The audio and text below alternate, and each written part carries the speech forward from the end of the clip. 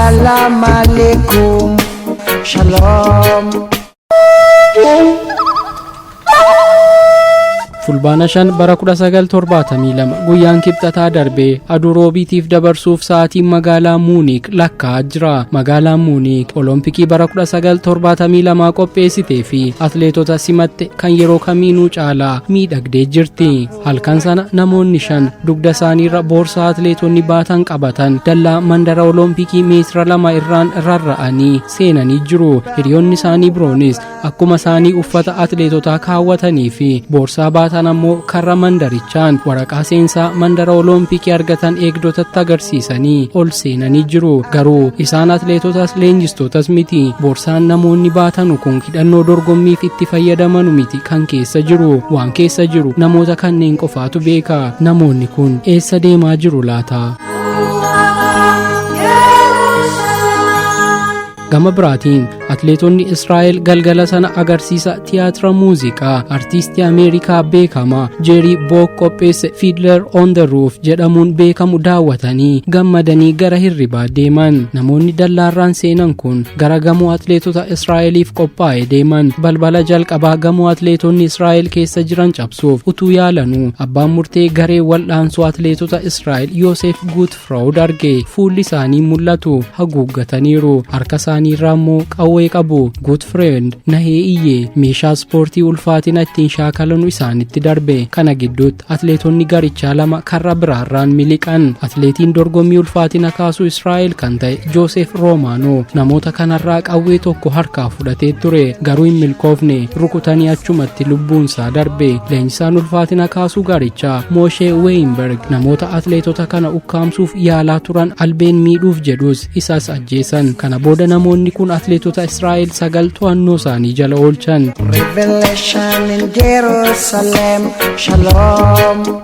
Namoonni mooraa olompikii seenan kun miseensota garee hidhattoota Black September adda bilisummaa uummata Palestiin PLO akka ta'an himatan. Israa'eliif deeggartoonni ishee immoo shororkeessitoota ittiin jedhu. Atleetotaaf leenjistoota kana maaliif ukkaamsitan, maal barbaaddan jedhamanii gaafataman. Kun hundi yeroo ta'utti addunyaan cinqabteetti. Israa'el ijoollee isheetiif miixatte. Koreen olompikii addunyaa hirriba dhabe. Kallattii hundaanuu dhiphuutu jira. Dursaan garee kana Luutiif Aafiif deebii laate. Kaayyoon keenya atleetota kana ajjeesuu miti jedhe. Israa'el miseensota dhaabbata keenyaa hiite 234 haa gadhiistu. Miseensota isaanii 2 Jarmanii keessatti hidhamanis akka gadhiifaman gaafatan. Kana nuuf deebisaati atleetota kanarraa titiisallee hin kaasnu jedhan. Israa'el du'een argama malee shororkeessitoota waliin hin mari'adhu jette. Mootummaan Jarmaniif koreen olompikii Egypt maallaqa hanga barbaaddan isinii laannaa jedhaniin miseensonni garee Black September garuu kaayyoo keenya maallaqaan hin gurgurruu jedhan. Jarmaniitti ambaasaaddarri Liibiyaas jaarsummaa dhaqanus hin milkoofne. Mariin sa'aatii 12 oliif yaalame milkaa'uu dinnaan miseensonni atleetota ukkaamsan kun gaaffii biraa dhiyeessan. Atleetota kana qabannee Jarmanii gadhiifnee nagaan gara Ijipt akka deemnu haa taasifamu jedhan. Kanarratti walii galan. Milkaa'inni isaa hoo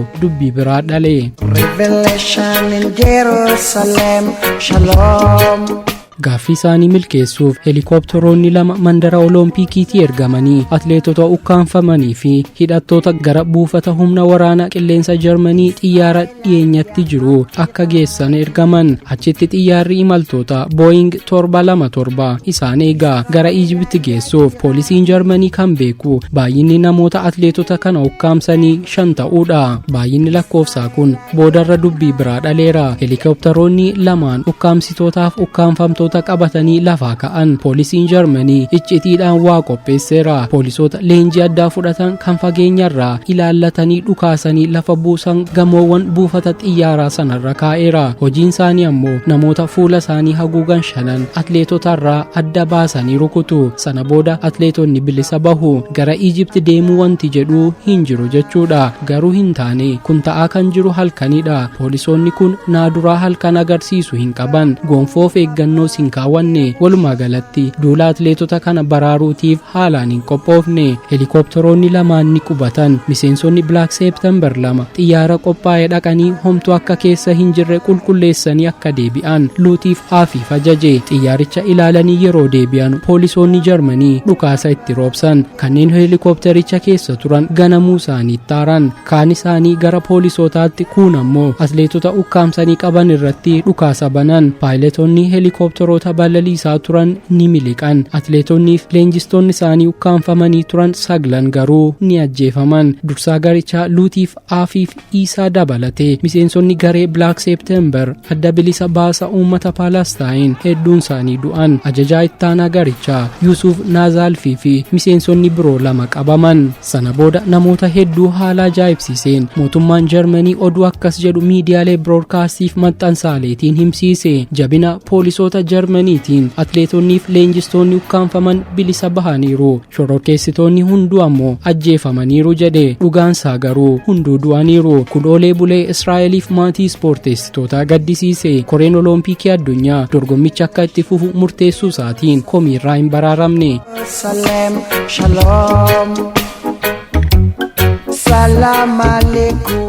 Taatee kanaan booda seenaan jiru mataa isaatti himamuuf yeroo dheeraa fudhata. Kitaabonni hedduun barraa'aniiru. Dookumentaariiwwan televezyiiniif raadiyoo baay'eenis qophaa'aniiru. Fiilmonni akka Sword of Gideon, Albee Gideon, Operation Wrath of God, Dheekkamsa Waaqaa fi kan biroo hojjetamaniiru. Garuu Israa'el boossee hin callisne. Jalqaba buufata waraanaa adda bilisa baasaa Palestine, Siiriyaa fi Liibaanon keessa jiran 10 haleelte. Kun garaa ishee hin geenye. Sana dura garuu taateen gaddisiisaa sun uumame. Ji'oota muraasa booda miseensonni Black September xiyyaara Jarmanii Lufthansa 615 butan. Miseensonni keenya 3 Jarmanii keessa qabaman gadhiifaman malee kanneen xiyyaara butame keessa jiran hunda ajjeefnaa jedhanii sodaachisan. Jarmaniin battalumatti namoota 3 gadhiiste. Israa'el dallansuun ishee hammaate. Muummeen ministeera Israa'el yeroo sanii aadde Goldaa Meir isaaniif qondaaltonni muraasni qofti garee keessa jiran iccitiin hundeessan. Duula dheekkamsa waaqaa Operation Wrath of God maqaa jedhuun dhaabbanni tika biyyattii Mossad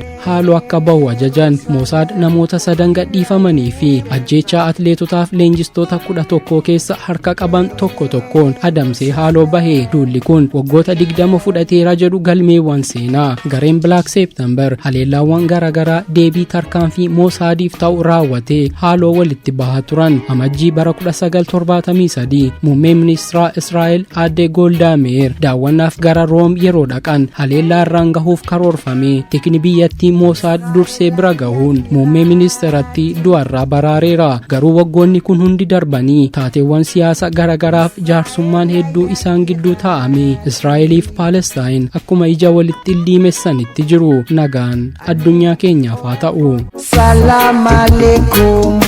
Shalom.